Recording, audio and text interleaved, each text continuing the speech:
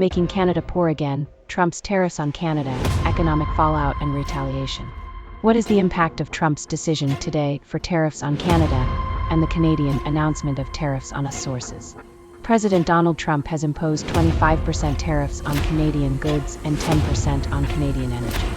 These measures are expected to significantly disrupt the Canadian economy, potentially shrinking GDP by up to 3% and risking a recession. In response, Canada announced retaliatory tariffs of 25% on around $155 billion worth of U.S. goods targeting products like orange juice, vehicles, and steel. The tariffs are likely to escalate trade tensions, disrupt supply chains, and increase costs for businesses and consumers in both countries. Experts warn of inflationary pressures in the U.S., with inflation potentially reaching 4% and significant economic fallout for Canada due to its heavy reliance on U.S. trade. Timeline for Canada to become poorer. The tariffs will likely make Canada poorer overall, as they reduce economic activity, increase costs, and permanently lower GDP. Here's a timeline and sequence of expected events based on economic modeling. Immediate impact. Inflation rises, prices for goods affected increase immediately, especially consumer goods like food, vehicles, and household items. Currency depreciation. The Canadian dollar weakens due to reduced and worse terms of trade.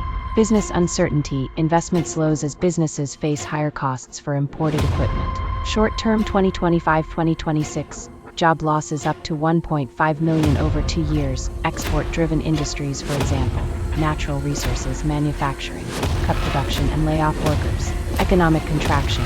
GDP declines to 0.5%, with slower recovery in the second year.